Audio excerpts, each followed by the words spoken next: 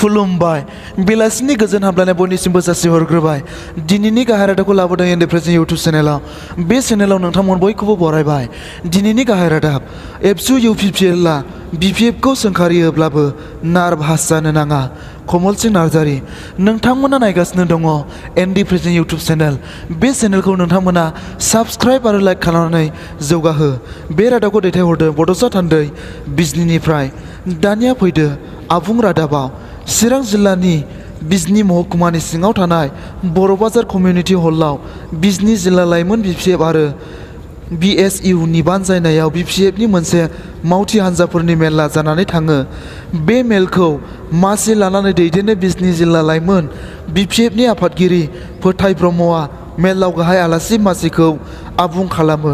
रायजो सभानि एमपि बिस्वजित दैमारिया फोथाय ब्रह्मनि मासि दैदेननायाव जानानै थांनाय मावथिफोरनि मेलाव बराय बिबुंथि लाखियो।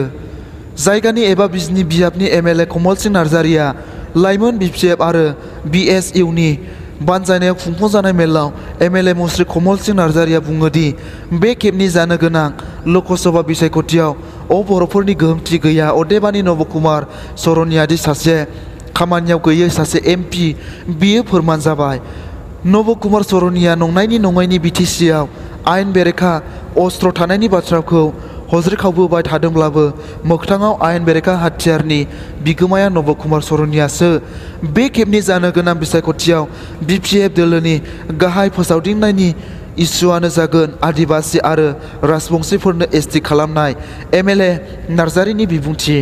फोथाय ब्रह्मनि मासि सामलायनायाव बर' बाजार कमिउनिटि हलनि दोलोआरि मेला बराय बिबुंथि लाखिनानै बिजनी बियाबनि एमएलए कमल सिंह नार्जारीया इउपिपिएल आरो एबसुनि सायाव गोबां अजद लाबोनानै बिबुंथि लाखिबावो। बिथाङा मख'नाय बादिब्ला इउपिपिएल आरो एबसुआ खावरि गरसेनिनो फारनै मोखां। अदेबानि बिथाङा एबसु आरो इउपिपिएलआ सोंखारियोब्लाबो बिपिएफ दोलोनि मावथिफोरखौ नार्भास जानो नाङा होननानै हांख्रायनाय बाथ्राजों बुंनायजों लोगोसे बुंबावोदि एबसु आरो इउपिपिएलआ रायजोआव मोनबो जौगाखांनाय हाबा मावाखै होननानै सरकारनि खाथियाव अजद खालामबोबाय थादों।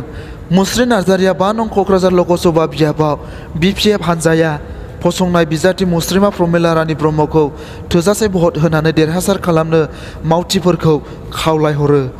बे मेलावनो गाहाय आलासि महरै बाहागो लानानै रायजो सभानि एमपि बिस्वजित दैमारिया दाबिनाय बादिब्ला बिटिसिनि जौगाखांनायखौ मात्र बिपिएफआल' खालामनो हायो। बे मेलाव लाइमोन बिपिएफजों लोगोसे बिएसइउनि गोबां दैदेनगिरि आरो मावथिफोरा बाहागो लाफैबावो। दिनैनि सुंद' रादाबा एसेनोसै। एनडि प्रेजेन्ट इउटुब चेनेलनि नायगिरि नोंथांमोन बयखौबो बेलासिनि गोजोन हामग्लायनाय जासिहरग्रोबाय। आरोबाव इयुननि गोदान खौरांखौ नेनानै थागोन होननानै मिजिंथिहरो। गोजोन्थों।